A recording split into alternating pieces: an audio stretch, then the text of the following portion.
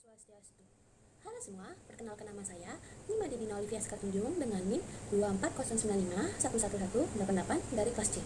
Pada kesempatan kali ini, saya akan menjelaskan mengenai laporan identifikasi bakteri, praktikum bakteriologi, dan mikologi veteriner. Baik, pada kegiatan praktikum kali ini, kami mendapatkan sebuah kasus dari suatu peternakan unggas, di mana dilaporkan beberapa ayam mengalami sakit hingga menyebabkan kematian. Ayam-ayam tersebut menunjukkan pertumbuhan yang lambat, cenderung diam atau tidak aktif, serta mengalami diare dengan feses berwarna putih kapur dan kehijauan. Berdasarkan gejala tersebut, peternak mencurigai bahwa anak ayam tersebut menderita kolibacillosis. Untuk memastikan penyebab penyakit dan sebelum dilakukan pengobatan, peternak membawa sampel feses ke laboratorium untuk diperiksa. Pemeriksaan dilakukan dengan mengidentifikasi karakteristik spesifik berbagai jenis bakteri melalui isolasi dan pembiakan bakteri, pewarnaan gram, uji biokimia, serta uji sensitivitas bakteri terhadap antibiotik. Baik, jadi yang pertama ada pengenalan alat-alat laboratorium, sterilisasi dan isolasi bakteri. Baik, sebelum itu saya akan menjelaskan mengenai latar belakang isolasi bakteri. Bakteri merupakan mikroorganisme uniseluler yang tersebar luas di berbagai lingkungan, seperti tanah, air, udara, makanan, serta tumbuh makhluk hidup. Dalam suatu habitat, bakteri umumnya tidak hidup secara tunggal, melainkan berasosiasi dengan berbagai jenis suatu mikroorganisme lainnya. Oleh karena itu, untuk mempelajari karakteristik suatu jenis bakteri secara spesifik, diperlukan proses isolasi guna memperoleh kultur murni. Praktikum isolasi bakteri ini bertujuan untuk memisahkan satu jenis bakteri dari campuran berbagai mikroorganisme sehingga dapat ditumbuhkan secara terpisah pada media tertentu. Teknik isolasi yang sering digunakan adalah yang pertama ada metode gores atau strip plate, yang kedua ada tuang atau pour plate, dan ketiga ada sebas atau split plate. Yang masing-masing memiliki keunggulan tersendiri tergantung jenis sampel dan tujuan isolasi tersebut. Jadi, alat dan bahan yang digunakan untuk sterilisasi dan pemuatan media yaitu yang pertama ada cawan petri, yang kedua ada media agar atau nutrien agar dan Mecomti agar, yang ketiga ada ethylene layer, yang keempat ada autoclave. Selanjutnya ada alat dan bahan yang digunakan untuk isolasi bakteri. Yang pertama ada kultur bakteri. Kultur bakteri yang digunakan pada praktikum kali ini yaitu feses ayam. Yang kedua ada cawan petri yang berisi media agar yang berbeda atau Na dan MCA. Yang ketiga ada api bunsen. Yang keempat ada jarum OC. Yang kelima ada inkubator. Baik, kita sudah memasuki metode kerja. Metode kerja dibagi menjadi dua tahap. Tahap pertama ada sterilisasi dan pembuatan media. Tahap kedua ada isolasi bakteri. Tahap pertama dari sterilisasi dan pembuatan media yaitu siapkan media agar dalam ethylene layer, yang kedua sumbat ethylene layer dengan kapas, yang ketiga sterilkan media menggunakan autoclave pada suhu 120 derajat Celcius selama 15 menit, yang keempat dinginkan media hingga kurang 45 derajat Celcius dan menuangkan ke cawan petri. Selanjutnya, tahap ke isolasi bakteri. Yang pertama, nyalakan api bunsen, gunakan sarung tangan dan hand sanitizer. Yang kedua, ambil sampel feses ayam, letakkan di dalam media agar. Yang ketiga, bagi menjadi 4 kuadrat atau bagi media menjadi 4 kuadrat, sterilkan jarum OC dengan api bunsen lalu dinginkan. Yang keempat, inokulasikan sampel menggunakan metode strip plate atau metode gores secara zigzag. Goreskan OC pada kuadran 1, lalu sterilkan OC sebelum melanjutkan ke kuadran 2, 3, dan 4 dengan goresan makin panjang. Pastikan goresan di kuadran 4 tidak menyentuh kuadran sebelumnya, agar koloni tumbuh terpisah. Yang kelima, tutup balik cawan petri, inkubasi selama 24-48 jam, dan amati pertumbuhan koloni tersebut. Jadi, kesimpulan yang saya bisa ambil dari isolasi bakteri ini yaitu isolasi bakteri dari feses ayam menggunakan media Na dan MCA menunjukkan keberagaman jenis bakteri. Pada Na, berbagai morfologi koloni tempat tumbuh, sedangkan pada MCA, perbedaan warna koloni menunjukkan kemampuan fermentasi laktosa. Faktor seperti ini, konsentrasi dan volume inokulum yang berlebihan dapat menyebabkan koloni sulit dibedakan. Baik, selanjutnya itu ada metode pewarnaan gram. Baik, selanjutnya saya akan menjelaskan tentang latar belakang. Pemahaman terhadap formologi dan karakteristik dasar bakteri merupakan aspek fundamental dalam ilmu mikrobiologi, khususnya dalam proses identifikasi dan klasifikasi mikroorganisme. Salah satu metode yang umum digunakan untuk membedakan jenis bakteri berdasarkan struktur dinding selnya adalah metode pewarnaan gram. Teknik ini memungkinkan pengelompokan bakteri ke dalam dua kategori utama, yaitu gram positif dan gram negatif, yang masing-masing memiliki perbedaan karakteristik fisiologis dan biokimiawi. Selanjutnya, ada alat dan bahan yang digunakan untuk metode pewarnaan gram, yaitu yang pertama ada glass object, yang kedua adalah larutan pewarnaan gram, yang ketiga ada OC-loop, yang keempat ada bunsen, yang kelima ada isolat bakteri, yang keenam ada pipet, yang ketujuh ada mikroskop. Selanjutnya ada tahap-tahap pembuatan preparat. Yang pertama ada inokulasikan bakteri pada objek gelas dan fiksasikan preparat. Yang kedua, teteskan kristal violet dan diamkan 60 detik lalu bilas dengan air yang mengalir. Yang ketiga, teteskan glukol dan diamkan selama 60 detik lalu bilas dengan air. Yang keempat, teteskan alkohol aseton, diamkan selama 30 detik lalu bilas. Yang kelima, teteskan safranin dan diamkan 2 menit lalu bilas dengan air. Baik, selanjutnya ada penjelasan hasil yang diambil dari preparat di mikroskop. Pada gambar di sebelah kiri, sifat gram tersebut adalah negatif. Yang kedua, bentuknya itu basil. Yang ketiga, susunan tersebar berbentuk kelompok. Gambar kedua yang di samping kanan itu sifat gram negatif. bentuknya kopus, dan susunannya tersebar. Selanjutnya ada hasil pembahasan dari gambar prepadat yang sebelumnya. Hasil pewarnaan menunjukkan adanya bakteri yang bersifat gram negatif dengan bentuk yang bervariasi. Hal ini menunjukkan bahwa bakteri yang berada pada sampel feses ayam memiliki lapisan peptidoglikan pada dinding sel yang tipis, sehingga bakteri kehilangan kompleks warna yang akan kristal violet iodin dan menyerap warna penutup.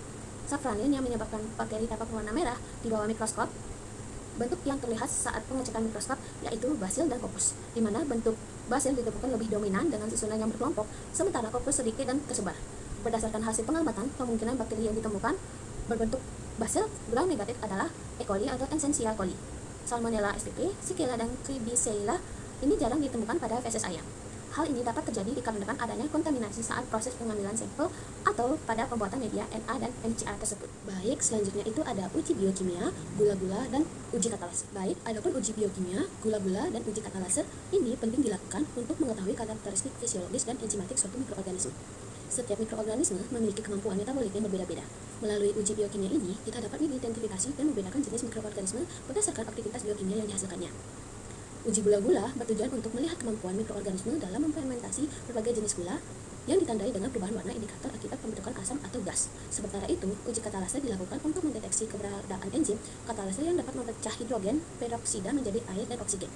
Ketiga uji ini sangat berguna dalam klasifikasi bakteri serta membantu dalam diagnosis dan pemilihan terapi yang tepat dalam bidang kesehatan, peternakan maupun industri pangan. Selanjutnya, adapun alat dan bahan yang digunakan untuk uji katalase ini yaitu yang pertama ada objek gelas, yang kedua ada OC needle dan loop, yang ketiga ada isolat bakteri MCA, yang keempat ada api bunsen, yang kelima ada hand sanitizer atau alkohol, yang keenam ada larutan H2O2 3%. Selanjutnya, adapun alat dan bahan yang digunakan untuk uji biokimia dan uji gula-gula yaitu yang pertama ada tabung media, TSIA, SIM, MRVP, glukosa, dan SCA. Yang kedua ada inkubator, yang ketiga ada reagen methyl red, yang keempat ada reagen kovac, yang kelima ada reagen Foldes-Procower. Selanjutnya itu ada metode kerja dari SCA atau Simon citrate agar. Yang pertama ada panaskan OC loop dan tunggu hingga dingin. Yang kedua, ambil biarkan bakteri menggunakan OC, lalu tanam ke medium dengan cara mengusapkan OC melalui dari pangkal hingga ujung atas permukaan medium miring. Yang ketiga, inkubasi dengan suhu 37 derajat Celcius semalaman. Yang keempat, amati dan catat hasilnya. Jika warna medium berubah menjadi biru, maka hasilnya positif. Selanjutnya ada uji glukosa. Yang pertama, panaskan OC loop dan tunggu hingga dingin. Yang kedua, ambil biarkan bakteri menggunakan OC, lalu tanam ke medium dengan cara mencelupkan OC ke dalam medium. Yang ketiga, inkubasi dengan suhu 37 derajat Celcius selama semalam. Yang keempat, amati dan catat hasilnya. Selanjutnya ada uji katalase. Yang pertama, panaskan OC loop dan tunggu hingga dingin. Yang kedua, ambil biarkan bakteri menggunakan OC dan tanam ke permukaan objek gelas, lalu teteskan H2O2 3% di atasnya. Amati dan catat hasilnya. Jika muncul gelembung udara, maka hasilnya adalah positif. Baik, selanjutnya adapun hasil dan pembahasan dari uji biokimia, gula-gula, dan uji katalase ini. Pada uji TSIA, teramati pertumbuhan koloni bakteri yang menyebar. Namun, tidak ditemukan pembentukan gas, yang ditunjukkan dengan tidak adanya retakan atau gelembung pada media. Hasil pengujian ini terhadap produksi hidrogen sulfida atau H2S itu menunjukkan hasil negatif, ditandai dengan tidak adanya perubahan warna atau tidak terbentuknya endapan hitam. Terjadi fermentasi glukosa, namun tidak terdapat fermentasi laktosa maupun sukrosa. Hal ini ditunjukkan dengan perubahan warna pada bagian asid yang berwarna kekuningan, sedangkan bagian bat tetap menunjukkan warna merah, menandakan tidak terjadinya fermentasi gula di bagian tersebut. Selanjutnya itu ada uji SIM. Berdasarkan hasil uji yang diperoleh, isolat bakteri menunjukkan hasil H2S itu negatif, indol positif, dan motilitasnya positif. Hasil negatif pada H2S itu ditunjukkan dengan tidak terbentuknya endapan hitam pada media yang menandakan bahwa bakteri tidak mampu mereduksi sulfur menjadi hidrogen sulfida karena tidak memiliki enzim desulfurase. Indol positif ditunjukkan dengan terbentuknya warna merah muda setelah penambahan reagen kovac yang mengindikasikan bahwa bakteri mampu memecah asam amino tryptophan menjadi indol dengan bantuan enzim tryptophanase. Motilitas yang positif terlihat dari penyebaran pertumbuhan bakteri dari garis tusukan pada media yang menunjukkan bahwa bakteri memiliki flagella dan dapat bergerak aktif. Selanjutnya itu ada hasil MR. Pada uji MR ini menunjukkan positif ditandai dengan media berwarna merah setelah ditetesi larutan methyl red. Hasil ini menunjukkan bahwa dapat memfermentasikan gula atau glukosa akibat penurunan pH dengan perubahan warna pada media dari berwarna kuning menjadi berwarna merah.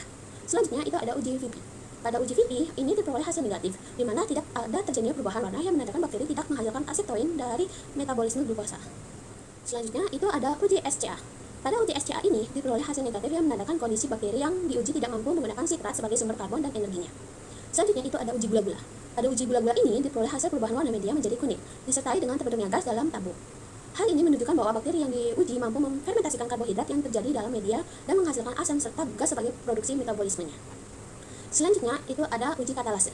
Uji katalase ini pada praktikum hasil pengamatan itu menunjukkan hasil reaksi positif dengan adanya pembentukan gelembung setelah H2O2 3% diteteskan ke koloni bakteri E. coli atau Escherichia coli. Hal ini menandakan bahwa bakteri yang diuji menghasilkan enzim katalase sehingga mampu menguraikan hidrogen peroksida.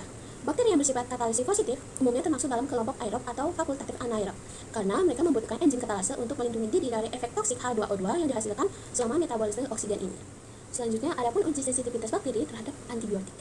Baik, selanjutnya adapun latar belakang dari uji sensitivitas antibiotik ini itu sangat penting karena berfungsi untuk mengetahui efektivitas suatu antibiotik dalam menghambat atau membunuh bakteri yang menyebabkan infeksi. Dengan melakukan uji ini dapat ditentukan apakah bakteri tersebut sensitif, intermediate, atau resisten terhadap antibiotik tertentu, sehingga membantu dalam memilih terapi antibiotik yang tepat dan efektif. Uji sensitivitas ini biasanya dilakukan dengan metode difusi cakram, di mana diameter zona hambat bertemu bakteri di sekitar cakram antibiotik diukur sebagai indikator kepekaan bakteri. Hasil uji ini sangat berguna untuk mencegah penggunaan antibiotik yang tidak tepat yang dapat menyebabkan kegagalan pengobatan dan perkembangannya resisten antibiotik.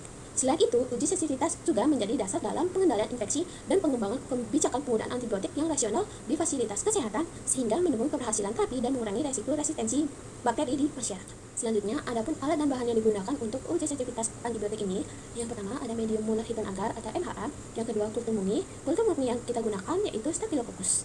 Yang ketiga itu ada api bunsen. Yang keempat ada cotton swab, yang kelima ada kertas cakram antibiotik atau paper sticks, yang keenam ada pincet steril, yang ketujuh ada inkubator, yang kedelapan ada penggaris. Baik, adapun langkah kerja uji sensitivitas bakteri terhadap antibiotik menurut metode Kirber-Bauer yaitu yang pertama ada persiapan media dan suspensi bakteri. Yang kedua, pengambilan suspensi dengan swab steril. Celupkan swab steril ke dalam suspensi bakteri. Yang kedua, angkat swab dan tekan perlahan pada dinding tabung bagian dalam untuk menghilangkan kelebihan cairan sehingga inokulum tidak terlalu basah saat diaplikasikan ke media. Yang ketiga, inokulasi media dengan teknik zigzag. Goreskan swab secara merata pada permukaan media NHA dengan pola zigzag yang menyeluruh. Lakukan penggoresan sebanyak 2-3 kali dengan arah yang berbeda untuk memastikan penyebaran bakteri yang homogen dan merata di seluruh permukaan media. Yang keempat, ada pengeringan inokulum. Diamkan media yang telah diinokulasi selama 5-10 menit pada suhu ruang agar suspensi bakteri meresap dan permukaan media sedikit mengering. Yang kelima, penempatan cakram antibiotik. Tempatkan 5 cakram kertas berisi antibiotik amoxicillin, ampicillin, kanamisin, sulfamethoxazole, basitracin secara hati-hati di atas permukaan media. Pastikan jarak antara cakram dan dari tepi media minimal 2 cm untuk menghindari tumpang tindih zona hambat dan memudahkan interpretasi hasil. Yang keenam, inkubasi. Inkubasi media selama 24 jam pada suhu 37 derajat Celcius. Yang ketujuh, pengukuran zona hambat. Setelah inkubasi, amati zona hambat yang terbentuk di sekitaran cakram antibiotik. Ukur diameter zona hambat dengan penggaris secara teliti dan catat hasilnya. Yang kedelapan, interpretasi hasil. Bandingkan diameter zona hambat dengan standar interpretasi yang berlaku, misalnya CLSI. Selanjutnya, adapun hasil dan pembahasan uji sensitivitas bakteri terhadap antibiotik. Yang pertama, amoxicillin itu 11 mm. Zona hambat yang kecil itu menunjukkan bahwa isolat bersifat resisten terhadap amoxicillin. Yang kedua, itu ada ampicillin yang berukuran 14 mm. Hasil dari zona hambat yang menunjukkan bahwa isolasi ini bersifat resisten terhadap ampicillin. Selanjutnya itu basitropin dan sulfamethoxazole itu berukuran 0 mm. Jadi zona hambat pada kedua antibiotik ini menunjukkan bahwa isolat itu bersifat resisten. Selanjutnya itu ada kanamisin yang berukuran 13 mm. Hasil dari zona hambat ini dari kanamisin menunjukkan isolat yang bersifat resisten. Jadi kesimpulan berdasarkan hasil uji kepekaan antibiotik terhadap isolat Staphylococcus ini diperoleh bahwa seluruh antibiotik yang diuji yaitu amoxicillin, ampicillin, bacintropin, kanamisin, dan sulfamethoxazole ini tidak mampu menghambat pertumbuhan bakteri secara efektif. Hal ini ditunjukkan oleh zona hambat yang sempit bahkan tidak terbentuk sama sekali, sehingga seluruhnya dikategorikan sebagai resisten. Temuan ini menunjukkan bahwa isolat Staphylococcus memiliki tingkat resistensi yang tinggi terhadap berbagai jenis antibiotik yang umum digunakan, sehingga perlu dilakukan uji lanjut untuk menentukan terapi alternatif yang lebih efektif serta pemantauan ketat terhadap penggunaan antibiotik untuk pencegahan penyebaran resisten lebih lanjut. Sekian dari saya penjelasan mengenai laporan praktikum bakteriologi dan mikologi veteriner. Apabila ada kesalahan kata, mohon dimaafkan. Sekian dari saya, terima kasih. Om Santi Santi Santigo.